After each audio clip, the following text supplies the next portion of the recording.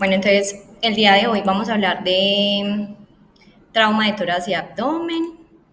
Eh, nos- ya.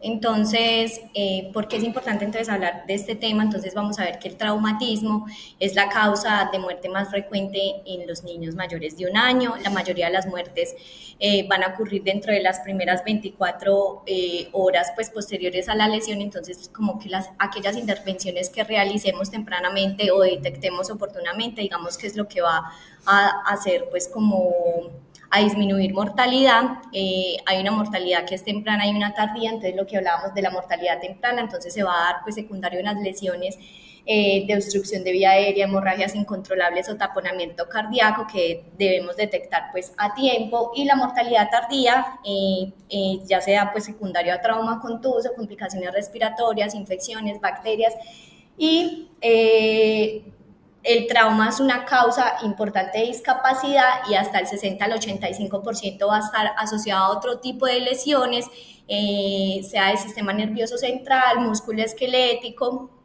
Entonces, pues me pareció pues muy llamativo eso al buscar la epidemiología. Como vemos, Colombia tiene 6 de las ciudades en el listado de las 50 ciudades más violentas del mundo. Entre ellas está entonces Santa Marta, que ocupa el puesto 26 a nivel mundial. Cali ocupa el puesto 29 y Palmira ocupa el puesto 33. Este ranking salió pues en febrero de este año, y como vemos en Cali, 4 de cada 5 muertes en niños que sufren traumas son causados por la violencia. Entonces, lastimosamente, pues vivimos el puntero.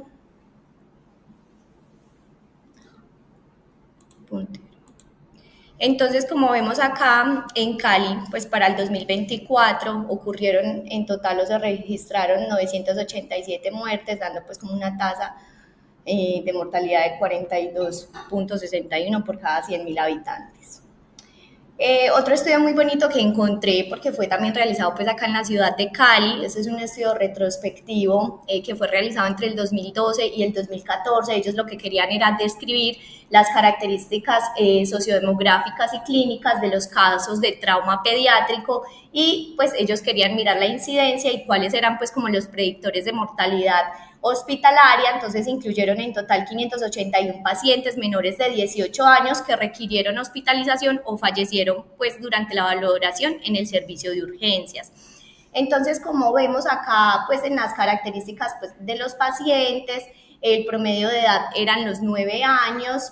La mayoría de los traumas ocurrieron en pacientes masculinos. De esos ellos los clasificaron pues en trauma penetrante y en trauma cerrado. Fue más común el trauma cerrado en un 69%. Con respecto entonces a los mecanismos por los cuales sucedió el trauma, entonces aquí vemos que ellos lo clasificaron en caídas, en accidentes asociados a tránsito, y fueron pues como más comunes las caídas. Y con respecto a los predictores que se asociaron a mortalidad, entonces ellos digamos que lo que encontraron es que el tipo de trauma que más se asoció a mortalidad había sido el trauma cerrado.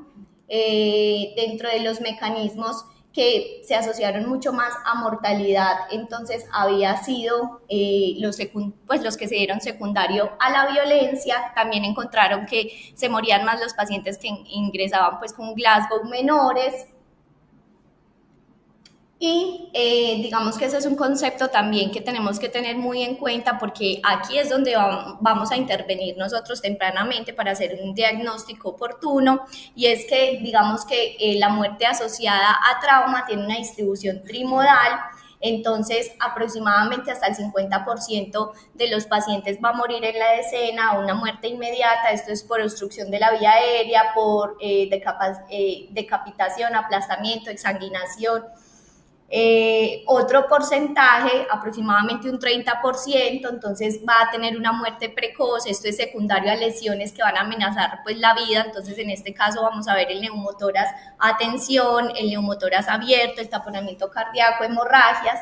y un 20% pues va a tener una muerte que va a ser más tardía, de días a semanas, y es secundario pues a sepsis, coagulopatías, y a fenómenos pues ya trombóticos. Entonces, importante, aquí es donde nosotros vamos a hacer nuestra intervención en los servicios de urgencias en el manejo inicial del trauma.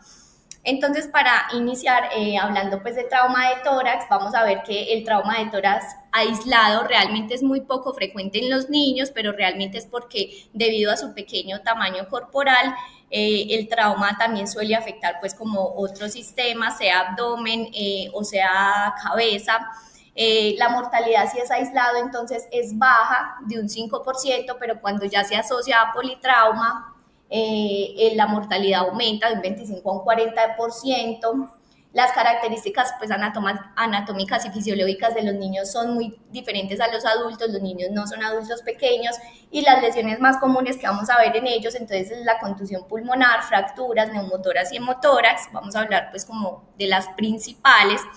Entonces, con respecto a la anatomía y de los niños, diferente a lo de los adultos, entonces vamos a ver que su tórax es más pequeño, que sus costillas no están osificadas, eso hace que sean más elásticas, entonces eso permite, digamos que una deformación significativa pues de la caja torácica sin que haya fracturas, pero sí generando pues como lesiones a nivel pulmonar.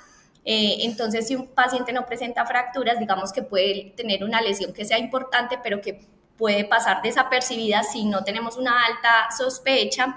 Y secundario, pues como a esa elasticidad, la contusión pulmonar es muy frecuente sin fractura costal.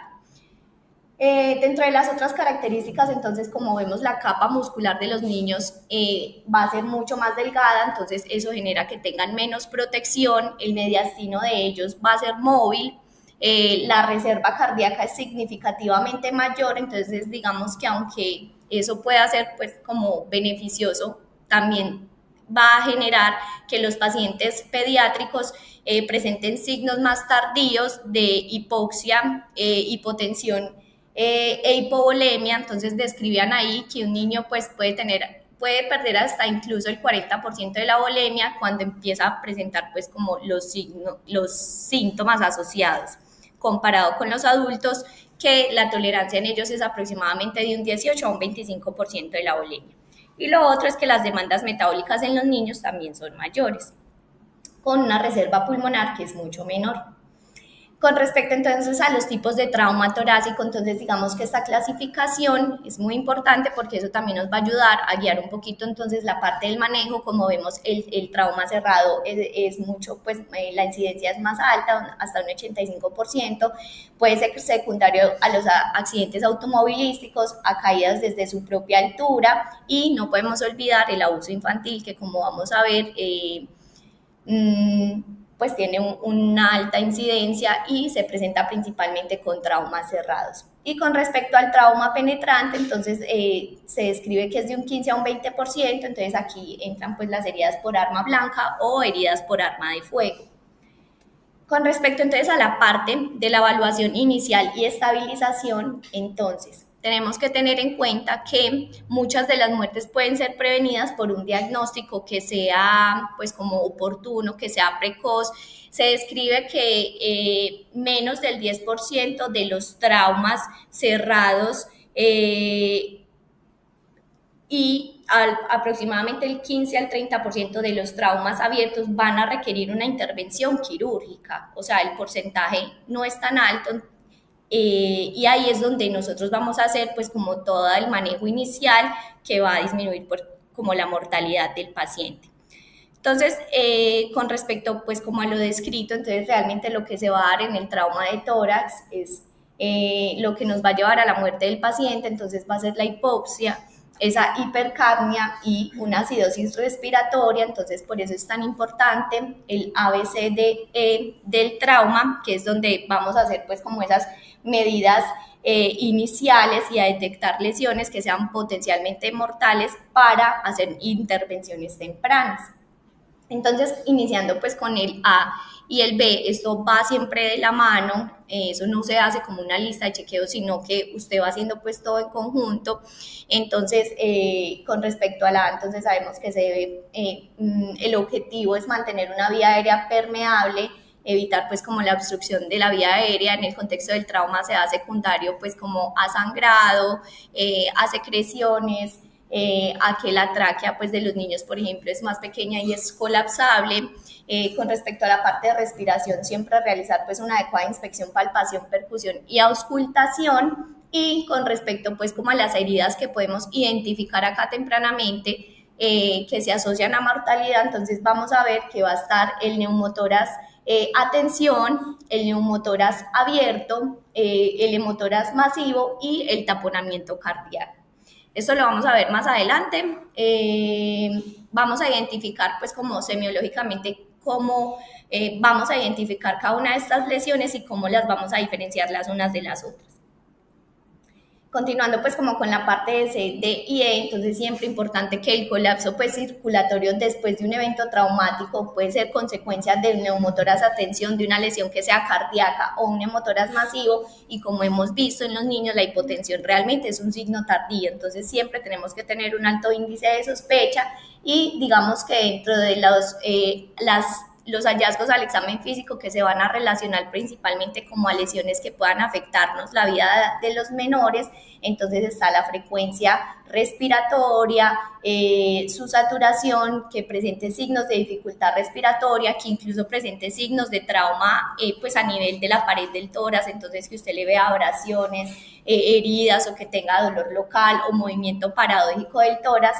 Entonces eso nos va a hacer pues como sospechar que tiene una lesión importante asociada. Entonces, iniciando con la revisión primaria, esto es lo del AB que les había pues explicado anteriormente, vamos a hablar de las lesiones que amenazan la vida. Entonces vamos a iniciar con el neumotórax atención. Realmente eso es una afectación pues potencialmente mortal, porque se da una acumulación aquí de aire continua en el hemitórax, pues que va comprimiendo este pulmón ipsilateral. Como habíamos visto, el mediastino de los niños no está fijo, entonces se genera una desviación mediastinal hacia el lado contralateral. Eso lo que va a afectar es que se disminuye el retorno venoso y va a caer el gasto cardíaco. Entonces digamos que por eso tenemos que detectarlo tempranamente antes de que suceda pues como en un evento catastrófico. Con respecto entonces a la... Bueno. Listo. Voy a 1000. Ay, sí, es que la verdad el tema... Bueno. Listo, entonces ya hablando de neumotórax atención, entonces... Bueno, doctor. Listo, porque incluso yo les traigo unos videos, pero... bueno, entonces continuemos ya tranquilos. Sigo hablando. Entonces, con respecto al neumotórax atención, entonces vamos a ver que los hallazgos van a ser el dolor torácico, el niño puede presentar disnea, taquipnea, taquicardia, hipotensión, se describe que incluso desviación traqueal hacia el lado opuesto, ausencia unilateral de ruidos respiratorios, distensión de venas del cuello y cianosis, pero realmente eso ya va a ser una manifestación tardía. Adelante vamos pues como a ver cómo lo podemos diferenciar de las otras lesiones que se van a presentar. Con respecto entonces al diagnóstico del neumotórax atención, realmente es un diagnóstico, si usted tiene la sospecha, usted tiene que actuar inmediatamente y no se puede quedar esperando, es que lo tengo que hacer el diagnóstico pues radiológico. No, entonces en caso de que usted tenga una alta sospecha, o sea, el examen físico encuentre pues como los signos que nos van a hacer pensar que el paciente está cursando con ese neumotórax, entonces tenemos que hacer la intervención que ya vamos a ver aquí en la siguiente diapositiva cuál va a ser. Y si no, pues el diagnóstico radiográfico va a ser pues con una radiografía de tórax en expiración y de pie. Realmente entonces el tratamiento emergente entonces va a ser la inserción de aguja de descompresión en el segundo espacio intercostal con línea media clavicular, y realmente pues ya el tratamiento definitivo va a ser la toracostomía en el quinto espacio intercostal. Esas fueron unas radiografías que encontré en pacientes pediátricos, que ellos nos daban como una guía más o menos de qué podíamos encontrar de hallazgos pues radiográficos para usted sospechar que el paciente está cursando con un neumotórax a tensión. Entonces, realmente lo que ellos hablaban era como de la desviación contralateral del mediastino, los aplanamientos de los diafragmas y pues la simetría en el campo pulmonar, y que el paciente pues esté comprometido, digamos que clínicamente tenga sintomatología asociada. Estos fueron pues unos pacientes pediátricos. Este era un paciente de 1 año, este era un paciente como de 4 años y ellos cursaron pues con neumotórax a tensión. Este fue un video muy bonito que encontré porque realmente va mostrando cómo va evolucionando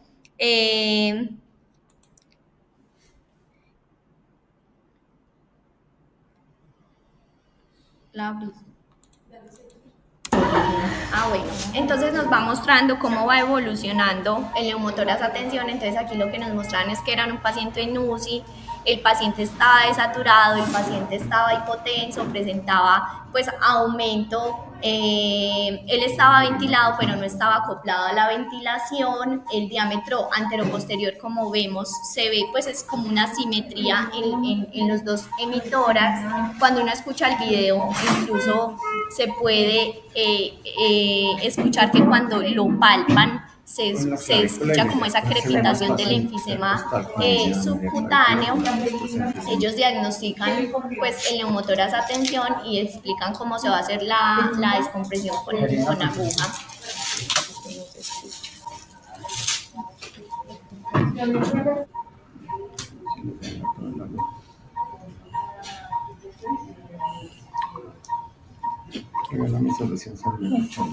Entonces eso es una medida que si uno está en un rural, pues es una medida que va a salvar vidas.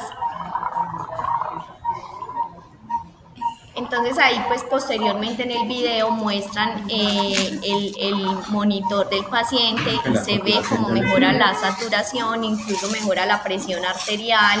¿El agua no es necesaria?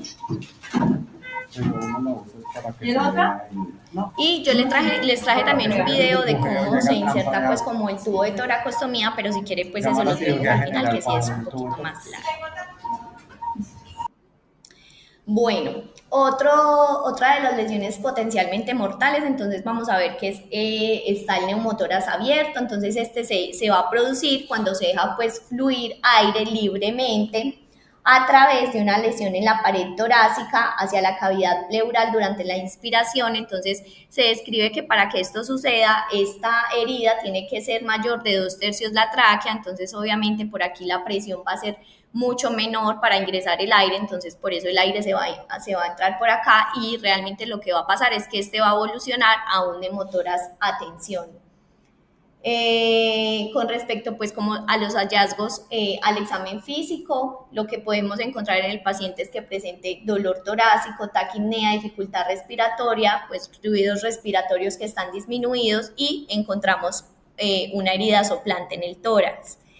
Digamos que para el manejo entonces del neumotórax abierto, entonces en condiciones prehospitalarias siempre hemos hablado del vendaje oclusivo de 3 lados, entonces eso permite una salida de aire, pero en el momento de la inspiración, pues digamos que este vendaje se va a pegar a la pared del tórax, entonces va a impedir que siga ingresando más aire pues por esta herida. Y digamos que si se diagnostica a nivel hospitalario, realmente se tiene que cerrar es quirúrgicamente. Con respecto entonces al neumotórax masivo, entonces hay varias maneras de diagnóstico.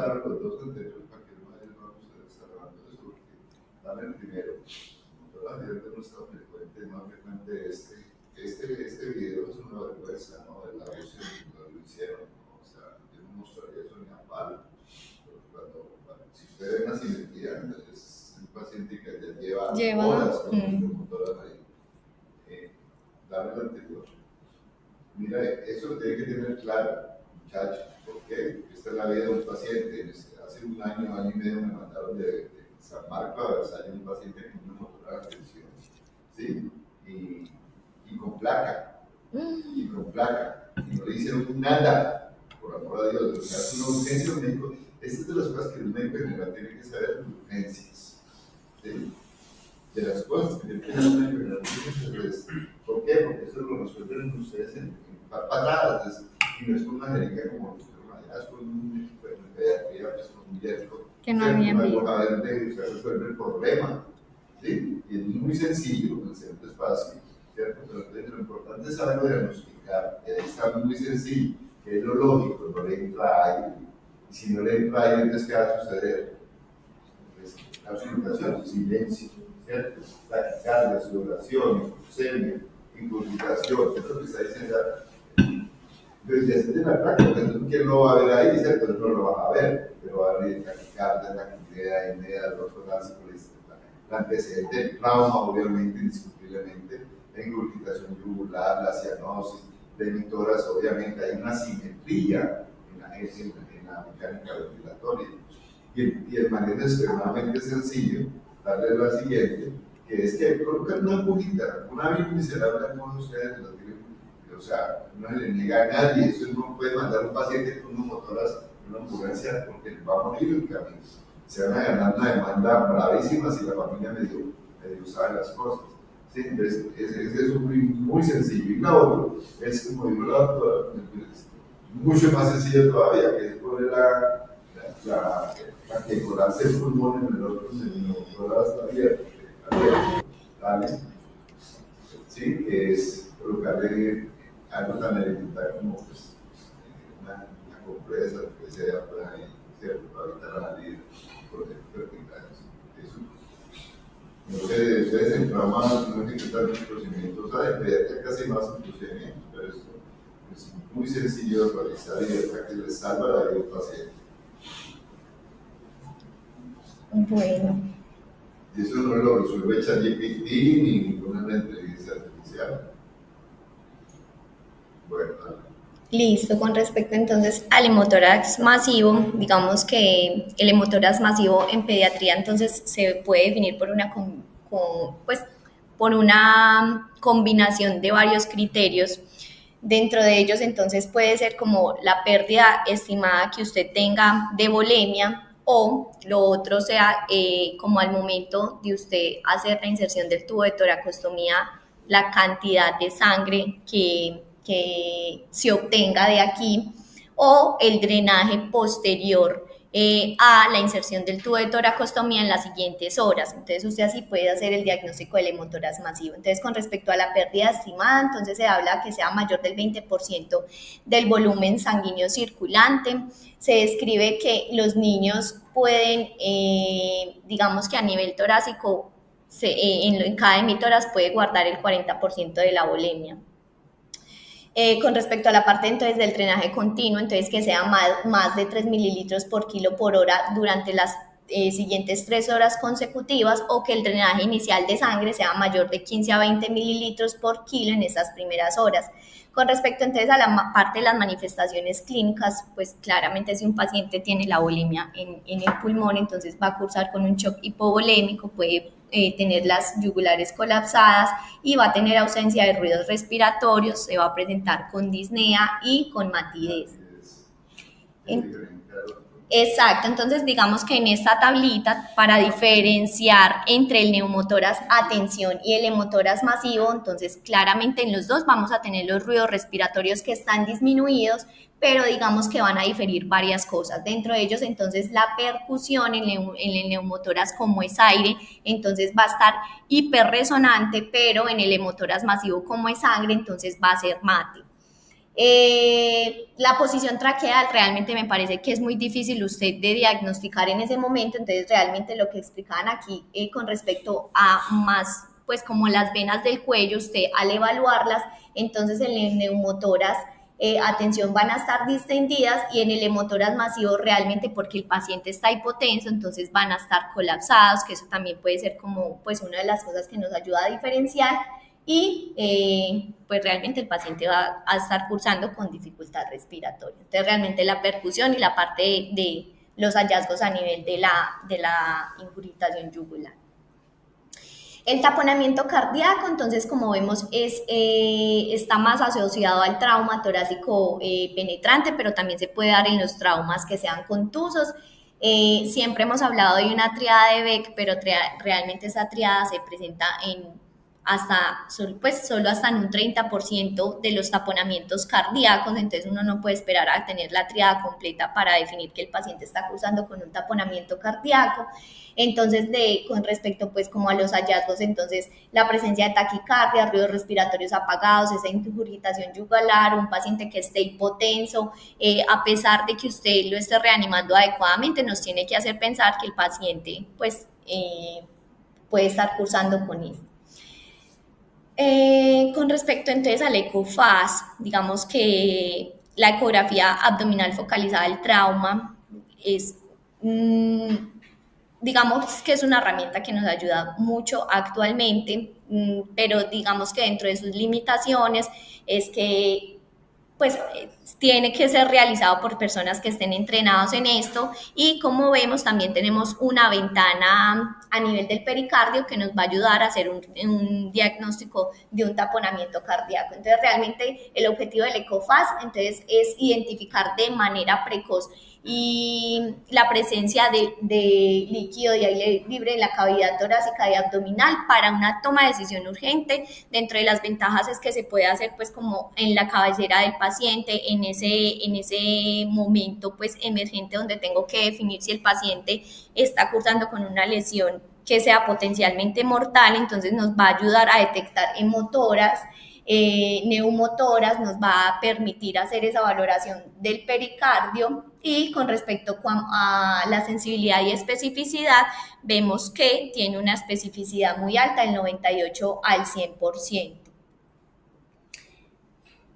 Ya pasando pues como a la parte de la revisión secundaria, ya entonces detectamos todas esas, que el paciente no tiene una lesión que le está amenazando la vida, entonces ya vamos a continuar haciendo esa revisión más completa del paciente y detectando esas lesiones que se nos hayan pasado en esa revisión primaria. Entonces aquí vamos a recopilar pues como la historia clínica asociada al trauma y a los antecedentes del paciente, vamos a hacer un adecuado examen físico, vamos a hacer ya pues como pruebas de diagnóstico, y vamos a empezar a hablar de lesiones que son muy comunes en pediatría. Entonces, dentro de ellos cabe resaltar la contusión pulmonar.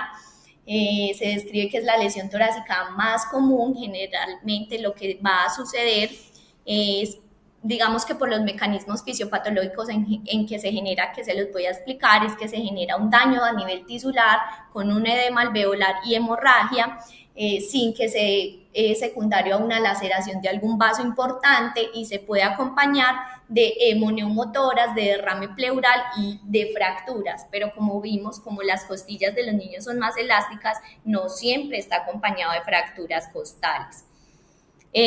Con respecto entonces a lo que se va generando secundario al trauma, entonces digamos que toda esa energía cinética a través de la pared va a generar pues como esa compresión repentina con una sobreexpansión del parénquima. Esas fuerzas de cizallamiento van a generar disrupciones a nivel alveolar con hemorragias alveolares secundarias. Eso nos va a inactivar el surfactante, llevándonos a un colapso alveolar y a un desequilibrio importante en la ventilación perfusión. Y digamos que a nivel pues ya alveolar, secundario pues como a toda esa inactivación del surfactante y toda esa hipoxia que se está generando, entonces también va a haber pues como una marcada respuesta inflamatoria. Con respecto entonces a la parte de la contusión pulmonar, el diagnóstico realmente va a ser clínico, o sea, usted lo tiene que sospechar en aquellos pacientes que hayan presentado un trauma que usted considere que sea severo, o por los mecanismos del trauma pues se haya podido generar esa lesión a nivel pulmonar. Entonces siempre lo vamos a considerar en los niños con lesiones graves. Entonces al examen físico lo que podemos hallar es aumento de la frecuencia respiratoria, retracciones, dolor focal a la palpación, niños que tengan a nivel de la pared abrasiones, heridas o movimientos paradójicos, y digamos que lo que describan es que la principal manifestación va a ser la hipoxemia. Con respecto entonces a los hallazgos radiológicos, explicaban ahí como que de entrada puede que la primera radiografía que usted realice en el paciente pueda estar normal, pero hasta el 60% ya va a tener hallazgos que van a ser consolidaciones, múltiples consolidaciones pues a nivel pulmonar.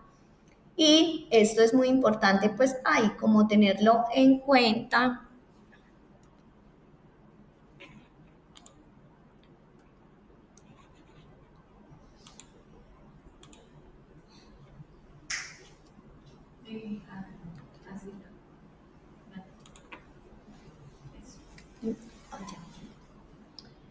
porque digamos que esto se va a asociar a complicaciones posteriormente. Dentro del tratamiento realmente es monitorizar oxígeno suplementario, gases arteriales, pero explicaban que si la contusión es muy grande, que compromete hasta un 30% del pulmón, el niño puede requerir ventilación mecánica. Dentro del pronóstico, entonces, la resolución radiográfica en los niños va a ser rápida, que hasta los siguientes 10 a 14 días se va a resolver por completo esos hallazgos a nivel radiológico, pero que la principal complicación asociada entonces va a ser la neumonía en un 20 a un 50% y también la presencia de atelectasias. Con respecto entonces a otra de las lesiones que podemos hallar, entonces van a ser las fracturas costales, que como vimos, pues por la elasticidad de las costillas de los niños son poco comunes en los niños pequeños, pero sí van a ser muy comunes en los adolescentes.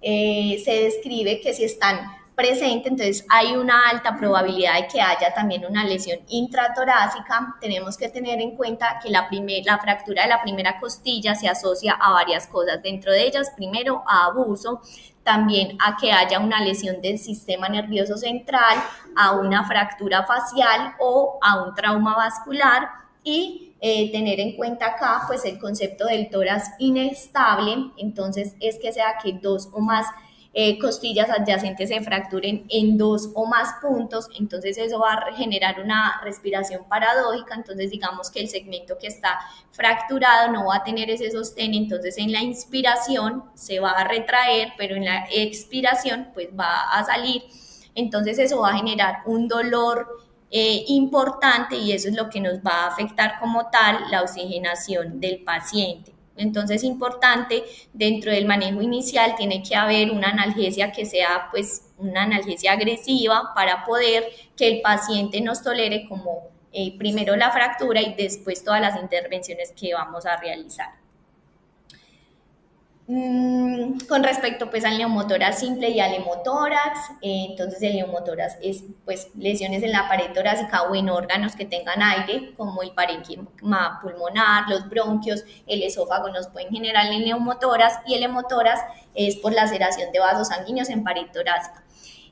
Una de las cosas que describan acá es que ustedes que de pronto van a realizar rural, no todos los neumotórax simples van a requerir pues el paso de tubo de toracostomía, pero en el caso de que usted vaya a trasladar el paciente pues para llevarlo a la ciudad, usted sí o sí, pues así sea un neumotórax simple, tiene que poner un tubo de toracostomía porque puede que en el traslado se nos convierta en un neumotórax a tensión. Con respecto entonces a los hallazgos de la radiografía, el neumotórax pues puede pasar desapercibido si es de pequeño tamaño, el neumotórax entonces lo que se va a ver es aumento pues de la densidad localizado principalmente en la base.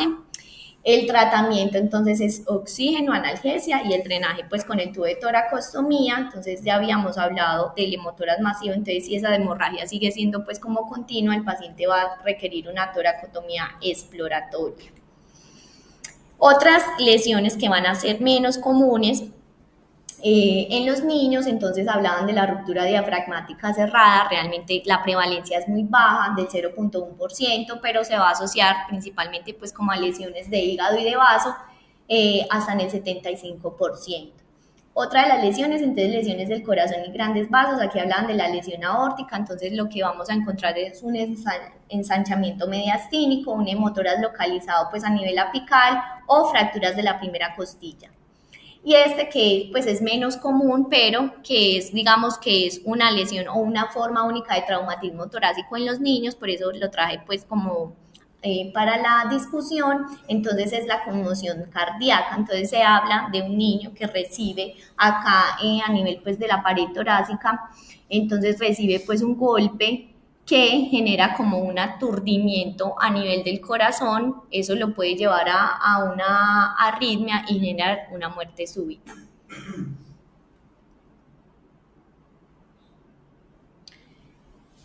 Con respecto entonces a hablar un poquito de las imágenes en trauma de tórax, entonces comparando pues la ecografía versus la radiografía, pues la ecografía va a ser mucho más sensible y específica, pero realmente la radiografía nos va a ayudar muchísimo. Entonces es una herramienta de detección inicial útil en urgencias para evaluar a los pacientes con trauma, ya que tiene una alta pues, especificidad a pesar de que su sensibilidad es un poquito más baja. Y la tomografía pues nos puede ayudar a identificar un mayor número de lesiones como contusiones, atelectasias neumotoras. Entonces encontré pues como esta revisión que me pareció muy bonita, porque a veces siempre podemos llegar como a pensar que es que tenemos que hacer imágenes o tomografía rápidamente, o sea, realmente lo que le va a salvar la vida al paciente es como la intervención que usted haga con los hallazgos al examen físico. Entonces no es como pensar es que lo tengo que estabilizar ya porque necesito tomografías urgentes. Entonces ellos lo que hicieron acá es que pues compararon los hallazgos de radiografía y de tomografía y pues claramente se diagnosticó mucho más lesiones a nivel pulmonar con la tomografía, pero ¿qué encontraron? Realmente el desempeño de la radiografía, entonces, como hablamos, tiene una especificidad alta, tiene un valor predictivo positivo y negativo, en positivo que es muy alto. Entonces ellos lo que hicieron es que a todos los pacientes que ingresaron con trauma les hicieron los dos estudios. Realmente lo que encontraron es que la radiografía les diagnosticó todas esas lesiones amenazantes de vida que requerían una intervención emergente. Y compararon finalmente si con los hallazgos de la tomografía ellos hicieron algún cambio en el manejo. Y solo en 2 de 60 pacientes hicieron una intervención adicional. O sea, los otros 58 pacientes se diagnosticaron con radiografía, se hizo la intervención temprana y no requirió pues como algo adicional. Entonces, dentro de lo que describían que la tomografía proporcionó fue que a uno de los pacientes el neumotórax era un poco mayor, entonces requirió paso de un tubo de toracostomía, y el otro es que tenía una lesión diafragmática que no se pudo diagnosticar por radiografía.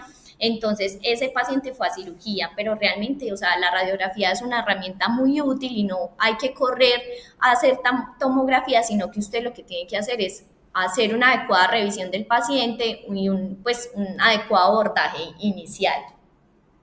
Para hablar entonces de la parte ya de las heridas penetrantes, entonces para hablar aquí entonces de la parte de la exploración de heridas, entonces se clasifican en heridas que son explorables y en otras que no son explorables. Entonces, tener en cuenta que por escuela, pues Univalle se define que no son explorables aquellas heridas realizadas pues secundarias a arma de fuego, las punzantes, que realmente ahí lo que describían era pues tipo un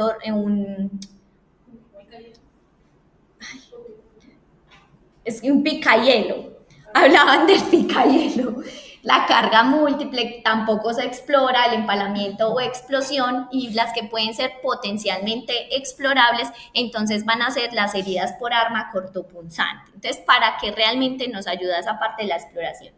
Esto es de la guía de aquí, pues de cirugía general para el manejo del trauma penetrante en tórax. Entonces ellos hacen pues como la evaluación inicial, si el paciente está estable y usted considera que la herida es explorable, entonces ellos la exploran. Si no se considera penetrante, entonces ellos lo que hacen es que suturan herida, ponen toxoide tetánico y se puede dar egreso al paciente.